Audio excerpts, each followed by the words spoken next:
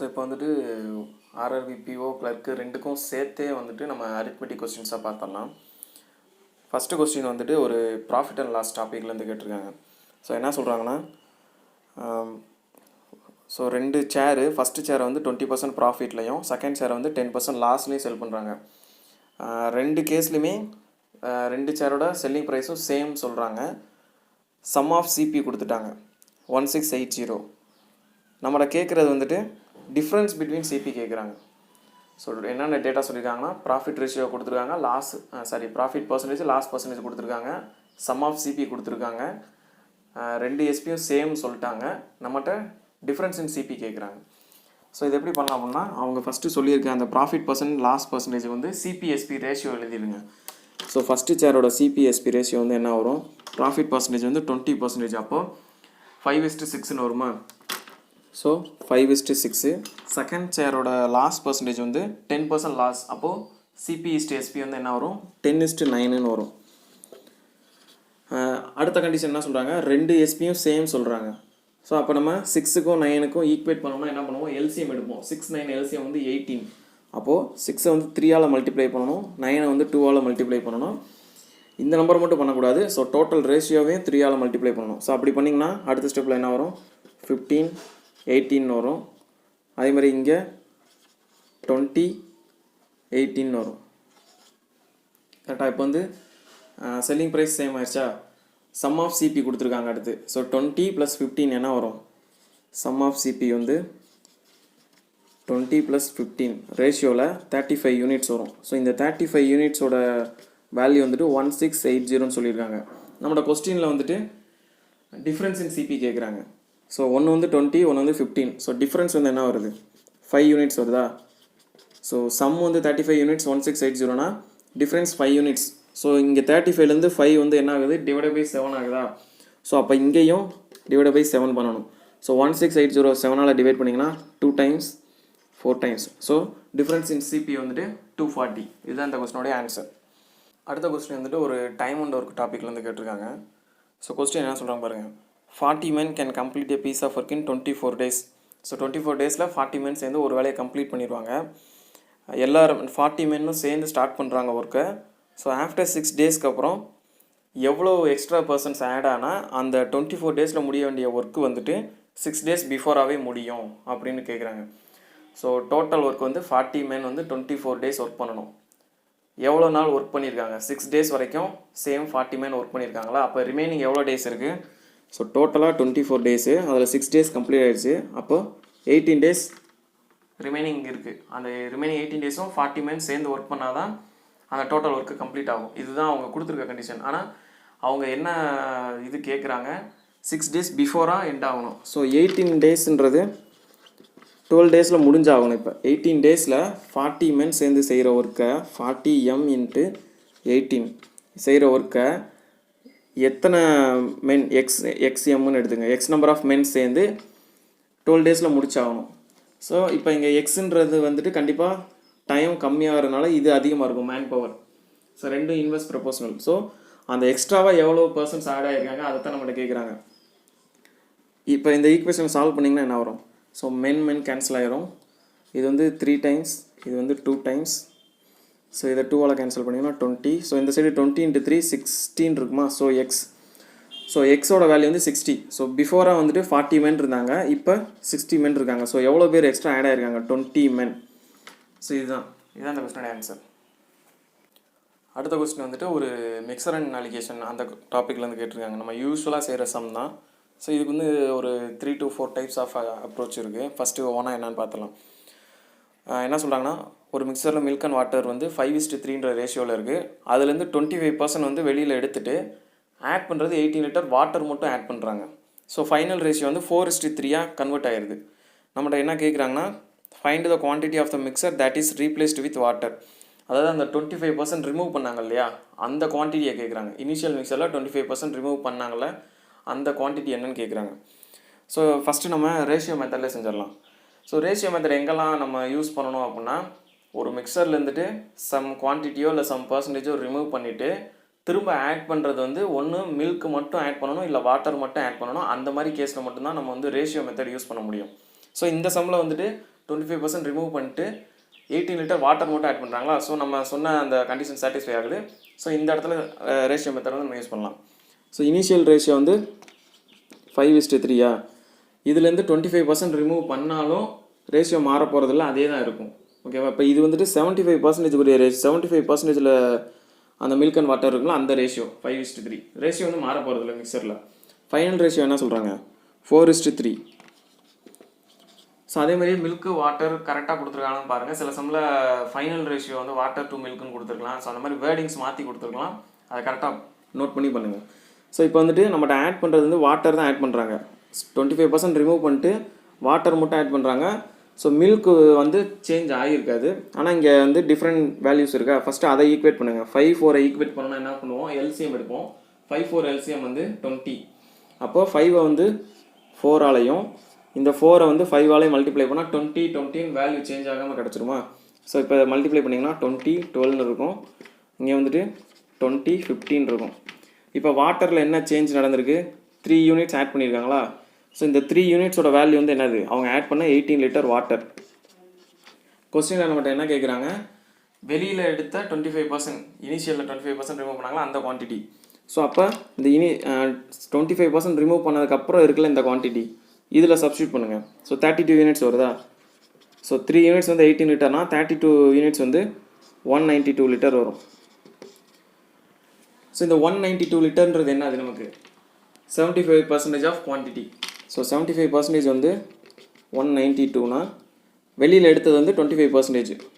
So இதை 3ஆல் divide ஆகுதா. So இந்த சைடு 3ஆல் டிவைட் ஆச்சுன்னா 64 லிட்டர் தான் வந்து அவங்க வெளியில் எடுத்துகிட்டு 18 லிட்டர் வாட்டர் ஆட் பண்ணியிருக்காங்க. இதுதான் அந்த 64 லிட்டர் தான் நம்மகிட்ட கேட்குறாங்க. ஸோ இது வந்து ஒன் டைப் ஆஃப் அப்ரோச்.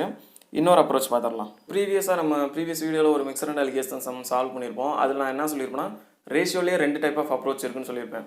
ஆனால் அந்த இப்போ நம்ம பண்ணது அதில் ஒரு டைப் ஆஃப் அப்ரோச். இன்னொரு அப்ரோச் என்ன அப்படின்னா, இனிஷியல் குவான்டிட்டியும் ஃபைனல் குவான்டிட்டி சேமாக இருந்தால் தான் மட்டும்தான் பண்ண முடியும். ஆனால் இந்த கொஸ்டின் என்ன சொல்கிறாங்க, வெளியில் எடுக்கிறது 25%, ஆனால் ஆட் பண்ணுறது 18 லிட்டர். ஸோ அந்த 25% 18 லிட்டரும் சேமானு நமக்கு தெரியாது, ஏன்னா அது பர்சன்டேஜில் இருக்குது. ஸோ இந்த மாதிரி சம்ஸில் வந்துட்டு இப்போ நம்ம பண்ண அப்ரோச் மட்டும்தான் யூஸ் ஆகும். ஸோ அடுத்த அப்ரோச் வந்து நம்ம அலிகேஷன் வச்சு பண்ணிடலாம். ஸோ அலிகேஷன் வச்சு பண்ணும்போது நான் வந்து மில்கை வச்சு நான் அலிகேஷன் பண்ணுறேன். ஸோ இனிஷியல் மில்க் வந்து 5:3 ரேஷியோ. அப்போ மில்க் வந்து 5/8. இது வந்து இனிஷியல் மில்க்கு. 25% ரிமூவ் பண்ணாலும் ப்ரொபோர்ஷன் மாற போகிறதில்ல, சேம் 5/8 தான் இருக்கும். ஓகேவா. ஸோ 5/8 ஆட் பண்ணுறதுல மில்க் எவ்வளோ இருக்குது, 18 லிட்டர் வாட்டர் தான் ஆட் பண்ணுறாங்க. ஸோ அங்கே ரேஷியோ வந்துட்டு என்ன ஆயிரும், மில்க் இஸ்ட் வாட்டர் வந்து 0:18. இது வந்து குவான்டிட்டியில். அப்போ ரேஷியோவில் வந்துட்டு 0:1 இருக்கும். அப்போது மில்க் வந்து 0. ஃபைனல் மில்க் என்ன இருக்குது, 4:3 சொல்கிறாங்க. ஸோ மில்க் மட்டும் வேணும்னா 4/7. ஸோ இப்போ அலிகேஷனில் சால்வ் பண்ணிங்கன்னா இது வந்து 4/7 வரும். ஸோ இது வந்து 35 32 3/8 × 7 வரும். 7 கேன்சல் ஆயிரும். ஸோ 8 இங்கிட்டு வந்துருச்சுன்னா 32:3ன்ற ரேஷியோவில் இருக்கும். இந்த 3ன்றது என்னது, நமக்கு ஆட் பண்ண வாட்டர், ஆட் பண்ண மிக்சரோட குவான்டிட்டி. இந்த சைடு இருக்க 32 வந்து எதை இண்டிகேட் பண்ணும் அப்படின்னா, 75% ரிமூவ் பண்ணதுக்கப்புறம் 25% ரிமூவ் பண்ணதுக்கப்புறம் இருக்க குவான்டிட்டி. அதாவது 75% ஆஃப் இனிஷியல் குவான்டிட்டி. இது வந்து ஆடட் மிக்சர். ஆடட் மிக்சர் வந்து நமக்கு தெரியும் 18 லிட்டர். அப்போ 3 யூனிட்ஸ் வந்து 18 லிட்டர்னா 32 யூனிட்ஸ் வந்து என்ன வரும், 96 வருமா. 192. So 192 litre. இது வந்து 75% ஆஃப் இனிஷியல் குவான்டிட்டி. நம்மகிட்ட வெளியில் எடுத்த குவான்டிட்டி கேட்குறாங்க. வெளியில் எடுத்தது எவ்வளவு, 25%. ஸோ இது 75%னா 25% வந்து 192/3 பண்ணிங்கன்னா 64 வரும். ஸோ இது வந்து அலிகேஷனில் நம்ம பண்ணுற அப்ரோச் இது. ஸோ இதில் வந்துட்டு நமக்கு எக்ஸ் ஒய் எதுவுமே தேவையில்ல, ஸ்ட்ரைட்டாகவே ஆன்சர் வந்துடும்.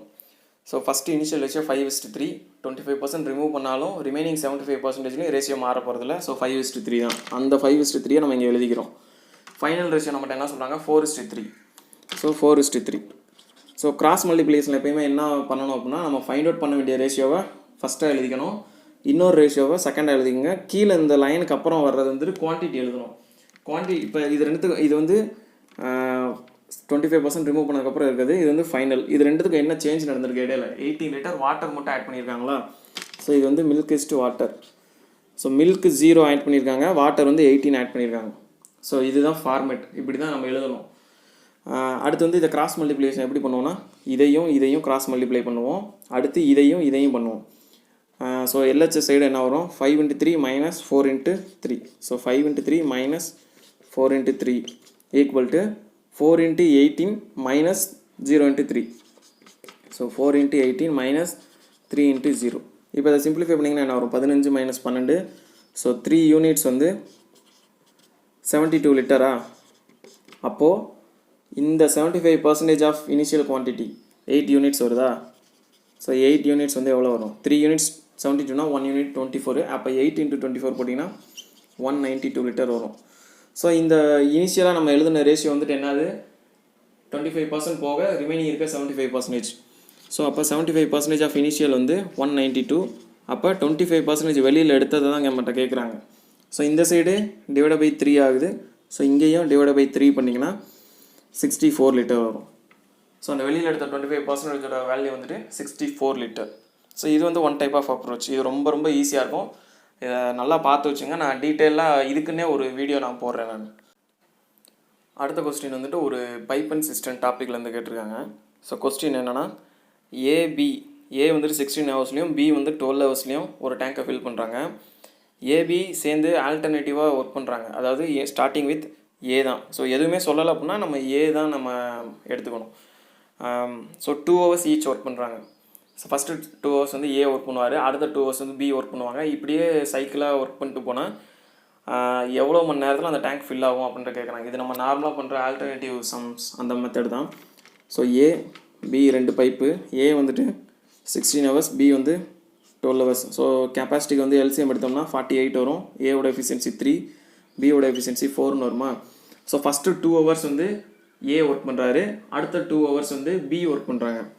ஸோ 2 ஹவர்ஸில் வந்துட்டு ஃபஸ்ட்டு ஏ வந்து ஒர்க் பண்ணுவாரா. ஸோ 2 into 3 என்ன வரும் 6 யூனிட்ஸ் வந்து ஃபுல்லாக இருக்கும். 48ல் 6 யூனிட்ஸ் ஃபுல்லாக இருக்கும். அடுத்த 2 ஹவர்ஸ். ஸோ அடுத்த 2 ஹவர்னு வர்றப்ப 2 + 2 4 ஹவர் ஆயிரும். ஸோ அடுத்த 2 ஹவரில் வந்துட்டு இந்த 6 ப்ளஸ் அடுத்த 2 மணி நேரம் பி தான் ஒர்க் பண்ணுவார். So 2 into 4. ஸோ 8 + 16 14 ஆயிடுது. ஸோ ஓவராலாக ஒரு சைக்கிளுக்கு வந்துட்டு 4 ஹவர்ஸ். 4 ஹவர்ஸில் வந்துட்டு 20 லிட்டர் ஆகுதா. ஸோ டோட்டலாகவே 14 லிட்டர் தான். ஸோ 4 ஹவர்ஸில் 14 லிட்டர் வந்து ஃபில் ஆகிருக்கு. ஸோ நம்ம எப்பவுமே ஆல்டர்னேட்டிவ் சம்மில் என்ன செய்வோம் அப்படின்னா இந்த ஒரு சைக்கிளில் எவ்வளோ யூனிட் ஃபில் ஆகுதோ கெப்பாசிட்டிக்கு நியராக இருக்க இந்த மல்டிபிள்ஸ். இப்போ கெப்பாசிட்டி இங்கே வந்து ஒரு சைக்கிளுக்கு வந்து 14 லிட்டரா. ஸோ 48க்கு நியரஸ்ட்டாக இருக்க 14 மல்டிபிள்ஸ் வந்து என்னது 42. ஸோ எத்தனை டைம்ஸு 14 into 3 டைம்ஸ் பண்ணால் 42 வரும். ஸோ 14 into 3 டைம்ஸ் பண்ணிங்கன்னா 42 லிட்டர் வந்துடும். ஸோ அதே மாதிரி இந்த சைடும் into 3 பண்ணணும். ஏன்னா இங்கே 3 ஆச்சுன்னா இங்கிட்டு 3 தான் ஆகும். ஸோ 12 ஹவர்ஸில் வந்துட்டு 42 லிட்டர் ஃபில் ஆகிருக்கும். அடுத்து 13th ஹவரில் வந்து இது வந்து 1 சைக்கிள் கம்ப்ளீட் ஆயிடுச்சா, அதாவது ஃபுல் சைக்கிள் கம்ப்ளீட் ஆனது. ஸோ 13th ஹவரில் யார் வருவா, ஏ தான் வருவாங்க. கரெக்டாக. ஸோ ஏ வந்துட்டு 2 மணி நேரம் ஒர்க் பண்ணுவாரா. 1 மணி நேரத்தில் 3 யூனிட். அப்போ 2 மணி நேரத்தில் 6 யூனிட்டு. ஸோ 12 + 2 மணி நேரம் சேர்த்தோம்னா 14 மணி நேரம். ஸோ 14 ஹவர்ஸில் 42 + ஏ வந்து 3 + 3 6 யூனிட்ஸ். ஸோ டோட்டலாக 14 ஹவர்ஸில் அந்த டேங்க் வந்து ஃபில் ஆகிருக்கும். ஸோ இதுதான் வந்துட்டு இந்த சம்மோட ஆன்சர். அடுத்த கொஸ்டின் வந்துட்டு அகைன் ஒரு mixer and allegation topic. So question என்ன சொல்கிறாங்கன்னா a mixer contains 60 ml water and rest x ml of milk. So milk is to water ratio வந்து என்ன வருதுன்னா மில்க் வந்து x லிட்டரு, வாட்டர் வந்து 60 லிட்டர். அடுத்த மாதிரி என்ன சொல்கிறாங்கன்னா when 0.45x ml of water is added to the mixer. So இந்த மிக்சரோட 0.45x லிட்டர் வந்து வாட்டர் ஆட் பண்ணுறாங்க. ஸோ ஆட் பண்ணால் ரேஷியோ வந்துட்டு என்ன மாறிடுது, வாட்டர் பிகம்ஸ் 3/7 ஆஃப் மிக்சர் சொல்கிறாங்க. ஸோ மில்க் இஸ்ட் வாட்டர் வந்து 4:3 இருக்கும் final ratio. So 4:3. So again இங்கேயும் பார்த்தீங்கன்னா வாட்டர் மட்டும்தான் ஆட் பண்ணியிருக்காங்க. ஸோ மில்கோட வேல்யூ மாற போகிறதில்ல. ஸோ 4 யூனிட்ஸ் வந்து எக்ஸ் லிட்டர்னா 3 யூனிட்ஸ் என்னவாக இருக்கும் 0.75 லிட்டர் 0.75 எக்ஸ் லிட்டராக இருக்குமா. ஸோ 0.75 எக்ஸ் லிட்டர் எப்படி வந்துச்சு, இனிஷியலாக இருந்த 60 லிட்டர் வாட்டரோட இந்த 0.45 x litre of water add பண்ணதுனால 0.75 எக்ஸ் வந்துருக்கு. ஸோ 0.75 எக்ஸ் வந்து எதுக்கு ஈக்குவேட் பண்ணணும் அப்படின்னா equal to 60 initial water plus add பண்ண வாட்டர் 0.45 எக்ஸ். ஸோ இந்த 0.45 எக்ஸ் இந்த சைடு வந்துச்சுன்னா 0.3 எக்ஸ்னு வருமா. ஸோ 0.3x வந்து 60 லிட்டர் வாட்டர். ஸோ எக்ஸ் மட்டும் வேணும் அப்படின்னா இதை கேன்சல் பண்ணிங்கன்னா இந்த பாயிண்ட்டுக்கு ஒரு 0 ஆட் பண்ணணும். ஸோ 3x வந்துட்டு 600 லிட்டரா, அப்போ வெறும் எக்ஸ் வந்து 600/3 பண்ணிங்கன்னா 200 லிட்டர். ஸோ இனிஷியலாக இருந்த மில்கோட வேல்யூ தான் கேட்குறாங்க கொஸ்டினில். ஸோ 200 ml தான் இதோட ஆன்சர். ஸோ அடுத்த கொஸ்டின் வந்துட்டு ஒரு காம்பவுண்ட் இன்ட்ரெஸ்ட், சிம்பிள் இன்ட்ரெஸ்ட் அந்த டாப்பிக்லேருந்து கேட்டிருக்காங்க. கொஸ்டினில் என்ன சொல்கிறாங்க அப்படின்னா, sum of money becomes 2 times in 8 years at simple interest. அதாவது சிம்பிள் இன்ட்ரெஸ்ட்டில் பிரின்சிபல் 100 இருந்து 200 மாறி இருக்குது. எத்தனை வருஷத்தில்? 8 இயர்ஸில். ஸோ பிரின்சிபல் 100 இருந்தால் அமௌண்ட் வந்து 200 ஆகுது. ட்வைஸ் ஆகுதுன்னா அதான மீனிங். ஸோ சிம்பிள் இன்ட்ரெஸ்ட் வந்து என்ன வரும்? அமௌண்ட் மைனஸ் பிரின்சிபல் 100ன்னு வரும். டைம் வந்துட்டு 8 இயர்ஸ். ஸோ அப்போ ரேட் வேணும் அப்படின்னா நமக்கு ஃபார்முலா தெரியும் இல்லையா? PRT/100 பண்ணோம்னா SI ஃபார்முலா தெரியும். ஸோ P100, ஆர் தெரியாது, ஆர்னே எடுத்துங்க. டைம் வந்து 8 years /100 equal to SI. So SI 100 தான். ஸோ இந்த 100 கேன்சல் ஆயிரும். ஸோ 8 இந்த சைடு வரும்போது 100/8% இருக்கும். ஸோ ரேஷியோ கேட்கறனால நீங்கள் அதை சிம்பிளிஃபை பண்ணணும் அவசியம் இல்லை. ஸோ கேன்சல் ஆகிற மாதிரி கூட வரலாம். ஸோ நீங்கள் அப்படியே அந்த வேல்யூவை அதே மாதிரியே வச்சுக்கோங்க, சிம்பிளிஃபை பண்ணாமல். 100/8%. இது வந்து சிம்பிள் இன்ட்ரெஸ்ட்டில் ரேட்டு. அடுத்து காம்பவுண்ட் இன்ட்ரெஸ்ட்டில் ரேட் ஃபைண்ட் அவுட் பண்ண சொல்லியிருக்காங்க. அதுக்கு என்ன க்ளூஸ் கொடுக்குறாங்க பாருங்கள். சேம் பிரின்சிபல் வந்து 2 இயர்ஸில் 4 times ஆகுது. ஸோ அதாவது பிரின்சிபல் அமௌண்ட் ரேஷியோ வந்து என்ன வரும்? ஸோ பிரின்சிபல் சேம் பிரின்சிபல் 1 இருந்தால் 100 இருந்தால் 4 times ஆகுதா? ஸோ 400 ஆகிருக்கும். எத்தனை வருஷத்தில்? 2 இயர்ஸில். இது வந்து 2 இயர்ஸுக்குரிய பிரின்சிபலிஸ்ட் அமௌண்ட் ரேஷியோ. அப்போது 1 இயருக்கு வேணும் அப்படின்னா ஸ்கொயர் ரூட் எடுப்போம். ஸோ 2 இயர்ஸ்லேருந்து 1 இயருக்கு வேணும்னா ஸ்கொயர் ரூட் எடுப்போம். 3 இயர்ஸ்லேருந்து 1 இயருக்கு வேணும் அப்படின்னா க்யூப் ரூட் எடுப்போம். ஸோ இதுக்கு ஸ்கொயர் ரூட் எடுத்திங்கன்னா என்ன வரும்? இது வந்து 10 ஸ்கொயர்னு வரும், இது வந்து 20 ஸ்கொயர்னு வரும். ஸோ ஸ்கொயர் ரூட் வந்து 10:20ன்னு வரும். ஸோ ரேட் வந்துட்டு என்ன வரும்? இந்த 1 இயர்க்குரிய amount minus principal divided by principal. So 20 minus 10 divided by 10 பண்ணிங்கன்னா 1ன்னு வரும். அப்போ ரேட் வந்துட்டு 1 × 100 100%. ஸோ ரேஷியோ கேட்குறாங்களா? So 100/8 simple interest ratio. CI rate வந்து 100%. ஸோ இது கேன்சல் ஆச்சுன்னா 8 மேலே போயிடும். ஸோ 1:8 வரும். இதான் இந்த கொஸ்டினோட ஆன்சர். ரெண்டாவது, நீங்கள் இதுக்கு வந்து ஃபார்முலா போடணும்னு அவசியம் இல்லை, பார்த்தோன்னே சொல்லிடலாம். 8 இயர்ஸில் ட்வைஸ் ஆகுது. ஸோ ட்வைஸ் ஆகுதுன்னா பிரின்சிபல் வந்து 100லேருந்து 200 ஆகுது. அப்போ எஸ்ஐ மட்டும் எவ்வளவு? 100. ஸோ 8 இயரில் 100 ஆகுது. நீங்கள் பிரின்சிபல் 100ன்னு அசியூம் பண்ணி எடுக்கிறனால தான் இந்த வேல்யூ வருது. அப்போ நீங்கள் ஸ்ட்ரைட்டாக 1 இயருக்கு என்ன எஸ்ஐன்னு கண்டுபிடிச்சிங்கன்னா அதுதான் ரேட்டாக இருக்கும். ஸோ இதுதான் கான்செப்ட். ஸோ 1 இயருக்கு என்னென்னு கண்டுபிடிச்சிங்கன்னா 100/8ன்னு வருமா? ஸோ 8 இயர்ஸ்க்கு 100 யூனிட்ஸ் வந்து சிம்பிள் இன்ட்ரெஸ்ட்டாக கிடைக்கிது. அப்போது 1 இயருக்கு என்ன கிடைக்கும்? 100/8 யூனிட்ஸ் வந்து சிம்பிள் இன்ட்ரெஸ்ட்டாக கிடைக்கும். அதுதான் ரேட்டு. ஏன்னா நீங்கள் பிரின்சிபல் 100ன்னு அசியூம் பண்ணதுனால டேரெக்டாக இதை ரேட்டாக எடுத்துக்கலாம். ஸோ 100/8. ஸோ நமக்கு ப்ரீவியஸாக ஃபார்முலாவில் போட்டப்பே அதே தான் வரும். ஸோ நீங்கள் எக்ஸாம்லலாம் நீங்கள் ஃபார்முலா போட்டிங்கன்னா கொஞ்சம் டைம் எடுக்கும். நீங்கள் பார்த்தோன்னே சொல்லிடணும் இந்த மாதிரி சம்லாம். ஸோ இந்த கொஸ்டின் ஆன்சர் வந்து 1:8.